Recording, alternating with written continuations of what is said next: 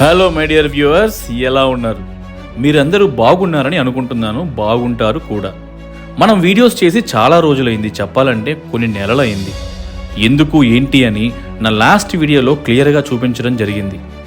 ఆ సమయంలో మీరు చూపించిన పేషెన్స్ అండ్ సపోర్ట్కి మీ అందరికీ స్పెషల్ థ్యాంక్స్ చెప్పుకుంటున్నాను. మళ్ళీ ఎప్పట్లాగానే మన వీడియోస్ని కొనసాగిద్దాం, కాకపోతే మరింత ఎనర్జెటిక్గా, మరింత ఉత్సాహంతో ముందుకు వెళ్దాం. ఓకేనా? మరి ఇక మొదలెడదామా? Welcome back to our channel. నేను మీ డాక్టర్ షెఫ్. ఇక్కడ వైద్య పరిజ్ఞానంతో పాటు నేను నేర్చుకునే వంటలు, వాటి పోషక విలువల గురించి సులభంగా వివరిస్తాను. ఈరోజు వీడియోలో పుట్టిన బిడ్డల్లో కొంతమందిలో కొన్ని సాధారణ మార్పులు కనిపిస్తాయి. తల్లిదండ్రులకు అవి సాధారణమైనవి అని తెలియక చాలా ఆందోళన పడుతుంటారు. అవేంటో చెప్తాను, చూడండి. Mongolian spots. ఇవి ఎక్కువగా బిడ్డ యొక్క వీపు మరియు వీపు క్రింద పిరుదుల భాగంలో కనిపిస్తాయి. ఆ ప్రదేశంలో చర్మం బ్లూయిష్ కలర్లో ఉంటుంది. ఇవి చేతులు, కాళ్ళలో కూడా కనిపించవచ్చు. బిడ్డకు 5-6 సంవత్సరాలు వచ్చేటప్పటికి ఇవి ఆల్మోస్ట్ మాయమైపోతాయి. మెలనోసైట్స్ అనే కణాలు ఒకే చోట గుమిగూడి ఉండడం వల్ల ఈ బ్లూయిష్ కలర్ అనేది ఉంటుంది. ఎరిథిమా టాక్సికం. చర్మం మీద దద్దురు వచ్చి దానిపైన చిన్న తెల్లటి బుడిపెల్ లాంటివి కనిపిస్తాయి. వీటిని పాప్యూల్స్ అని అంటారు. ఇది శరీరం మీద ఎక్కడైనా రావచ్చు. కనిపించిన 1-2 వారాల్లోనే మాయమైపోతాయి. ఇవి జనరల్గా మనకు వచ్చే పింపుల్స్ మాదిరిగా ఉంటాయి అండ్ ఇవి పూర్తిగా హార్మ్లెస్. దీనికి కూడా ట్రీట్మెంట్ అవసరం లేదు.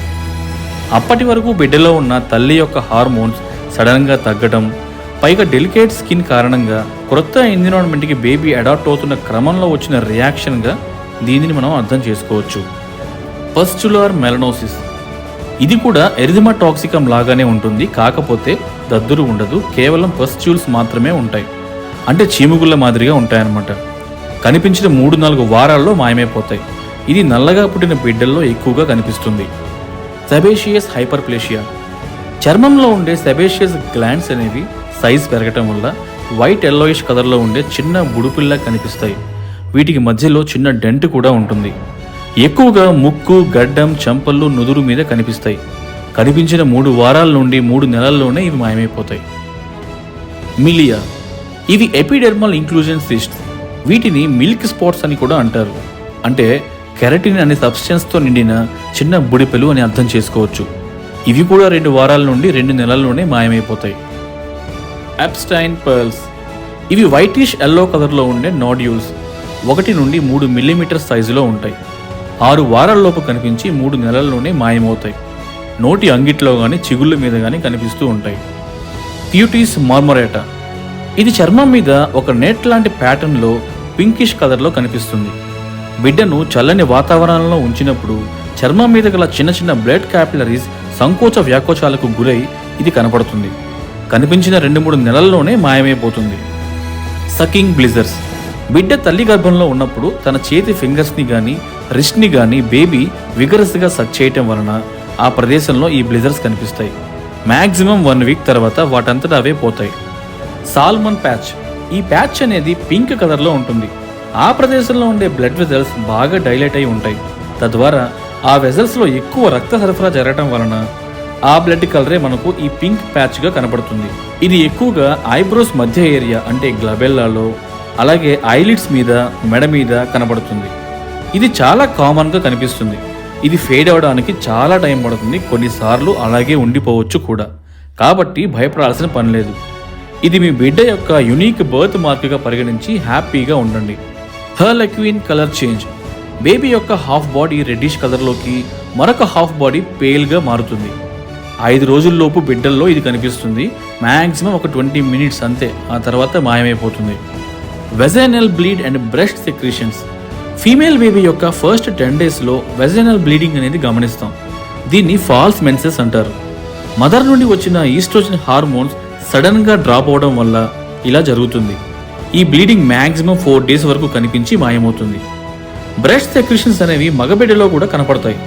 తల్లి నుండి బిడ్డలోకి ప్లెజెంటా ద్వారా ఎక్కువగా ఈస్ట్రోజన్స్ వచ్చినప్పుడు దానివల్ల బిడ్డలో ఉండే బ్రెస్ట్ కణజాలం పెద్దగా అయ్యి మిల్క్ డిశ్చార్జ్ వస్తుంది. కనిపించిన 2 నెలల్లోనే మాయమవుతుంది. ఆ పైన కూడా కనబడితే ఒకసారి డాక్టర్ని సంప్రదించండి. హైమనల్ ట్యాక్స్. ఒక్కసారి వెజైనా దగ్గర ఎక్స్ట్రా టిష్యూ అనేది వేలాడుతున్నట్టుగా కనిపిస్తుంది.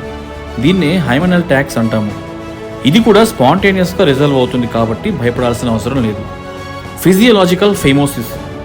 పుట్టిన మగబిడ్డలో ఒక్కోసారి పెనిస్ యొక్క చివరి భాగంలో ఉండే చర్మం పెనిస్తో అటాచ్ అయ్యి ఉండడం వలన ఆ చర్మం వెనక్కి రాని పరిస్థితి ఉంటుంది. ఇది కూడా భయపడే అవసరం లేనిదే. మోస్ట్లీ బిడ్డకు 6-7 సంవత్సరాలు వచ్చేసరికి ఈ ప్రాబ్లం కూడా సాల్వ్ అవుతుంది. అప్పటి వరకు బిడ్డకు సున్నితమైన పర్సనల్ కేరింగ్ అనేది అవసరం. Sub కంజక్టివల్ haemorrhage. డెలివరీ జరిగే సమయంలో ఉండే ట్రామా వల్ల బిడ్డ కంటిలోని చిన్న రక్తనాళాలు రప్చర్ అయ్యి బ్లడ్ బయటికి వచ్చి ఇలా ఎర్రగా మారుతుంది. మ్యాక్సిమం 2 నుంచి 4 వారాల్లో ఇది పోతుంది.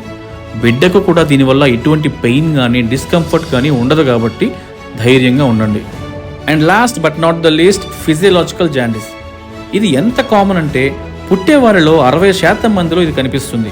అదే బిడ్డలో నెలలు నిండకుండా పుడితే వారిలో 80% మందిలో కనిపిస్తుంది. ఇది సెకండ్ డే కానీ థర్డ్ డే నుండి కానీ కనిపిస్తుంది. ఫస్ట్ డేలో మాత్రం కనిపిస్తే అది నార్మల్ ఫిజియలాజికల్ జాండిస్ కాదు. అలాంటప్పుడు పేరెంట్స్ అలర్ట్ అవ్వాలి.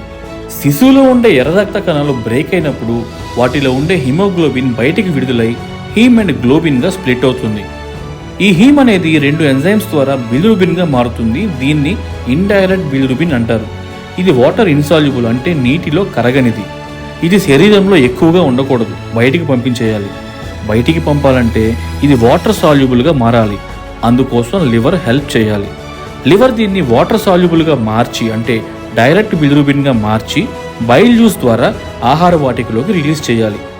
కానీ శిశువులో ఉండే లివర్ ఇంకా ఇమ్మెచ్యూర్గానే ఉండటం వలన ఈ ఇండైరెక్ట్ బిలిరుబిన్ని సాల్యుబుల్ ఫామ్లోకి కన్వర్ట్ చేయడంలో లివర్ ఇబ్బందికి గురవుతుంది. అలా బేబీ బాడీలో ఇండైరెక్ట్ బిలిరుబిన్ లెవెల్స్ ఎక్కువై జాండీస్గా పరిగణించబడుతుంది.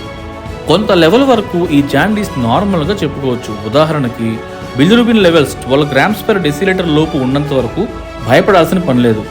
అంతకు పైగా ఉంటే మాత్రం వీరికి ఫోటోథెరపీ ఇవ్వాల్సి వస్తుంది. ఈ థెరపీ ద్వారా బిడ్డను బ్లూ గ్రీన్ లైట్లో ఉంచాలి.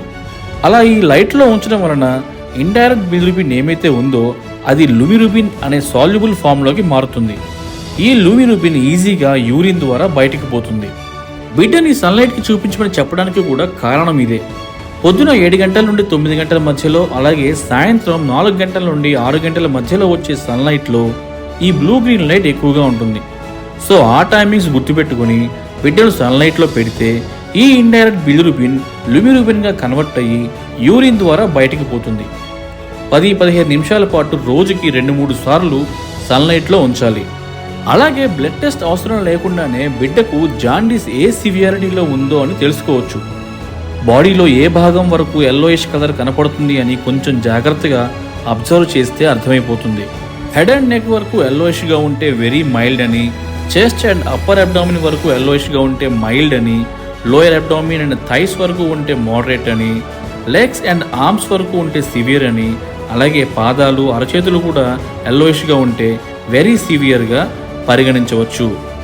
ఒకవేళ దీనిని అశ్రద్ధ చేస్తే ఈ బిలిరుబిన్ లెవెల్స్ ఎక్కువై బ్రెయిన్కి చేరి బ్రెయిన్ డ్యామేజ్ జరుగుతుంది. తద్వారా బిడ్డ లెర్నింగ్ ప్రాసెస్ ఎఫెక్ట్ అవుతుంది. హియరింగ్ ప్రాబ్లమ్స్, విజన్ ప్రాబ్లమ్స్ వస్తాయి. టూత్ డెవలప్మెంటల్ డిలే అవ్వటం, ఇంకా పెరాలసిస్ లాంటివి కూడా కనిపించవచ్చు. సో ఈ జాండీస్ విషయంలో కాస్త జాగ్రత్తగా ఉండండి. ఇక అంతేనండి. ఈరోజు మన వీడియో ద్వారా మీరు పుట్టిన బిడ్డల్లో కనిపించే కొన్ని సాధారణ విషయాల గురించిన నాలెడ్జ్తో పాటు వాటిని ఎదుర్కోవడానికి కావాల్సిన ధైర్యాన్ని కూడా సంపాదించారని అనుకుంటున్నాను. వీడియో వర్త్ఫుల్గా ఉంది అనుకుంటే మీ ఫ్రెండ్స్ అండ్ ఫ్యామిలీ మెంబర్స్కి షేర్ చేయండి. అలాగే ఇలాంటి మరింత యూస్ఫుల్ ఇన్ఫర్మేషన్ కోసం మన ఛానల్కి సబ్స్క్రైబ్ చేసుకోమని కూడా చెప్పండి. మరొక మంచి వీడియోతో మీ ముందుకు వస్తాను. అంతవరకు సెలవు. మరి మీ డాక్టర్ షెఫ్ సైనింగ్ ఆఫ్.